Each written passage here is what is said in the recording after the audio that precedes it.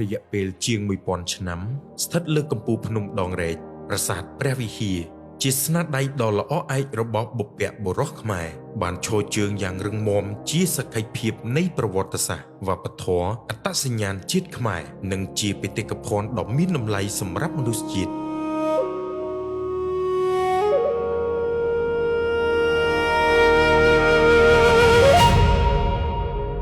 បន្ទាប់ពីបានចុះក្នុងបញ្ជីបេតិកភណ្ឌពិភពលោកកាលពីឆ្នាំ 2008 ប្រាសាទនេះទទួលបានការយកចិត្តទុកដាក់ពីរាជរដ្ឋាភិបាលកម្ពុជាអាជ្ញាធរជាតិព្រះវិហារបាននឹងកំពុងអនុវត្តការងារអភិរក្សជួសជុលនិងអភិវឌ្ឍរមណីយដ្ឋានប្រាសាទព្រះវិហារយ៉ាងសកម្មដោយមានការគាំទ្រ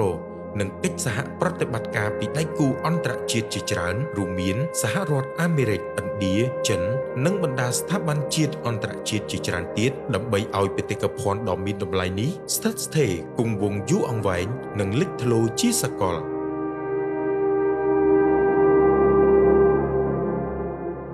ទោះជាយ៉ាងនេះក្តីកាលពីឆ្នាំ 2025 កន្លងទៅប្រាសាទព្រះវិហារនិងតំបន់ជុំវិញ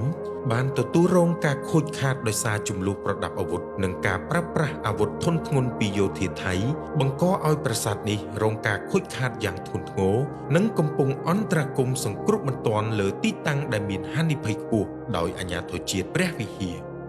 ការខូចខាតលើសម្បត្តិបេតិកភណ្ឌពិភពលោកនេះមិនមែនត្រឹមតែជាការបាត់បង់និងការឈឺចាប់សម្រាប់ប្រជាជាតិខ្មែរប៉ុណ្ណោះទេប៉ុន្តែជាការបាត់បង់សម្រាប់មនុស្សជាតិទូទាំងសកលលោកក្នុងឱកាសខួបលើកទី 18 នៃការចុះប្រាសាទព្រះវិហារក្នុងបញ្ជីបេតិកភណ្ឌពិភពលោកនេះអាជ្ញាធរជាតិព្រះវិហារសូមបដិញ្ញាបន្តបេសកកម្មការពារនិងស្ដារឡើងវិញប្រាសាទព្រះវិហារពីការបំផ្លិចបំផ្លាញហើយនឹងបន្តកិច្ចសហការជាមួយដៃគូជាតិនិងអន្តរជាតិដើម្បីអភិរក្សនិងលើកតម្លៃបេតិកភណ្ឌវប្បធម៌នេះឲ្យបានគង់វង្សជាមរតកសម្រាប់ប្រជាជនខ្មែរនិងមនុស្សជាតិទូទាំងសកលលោក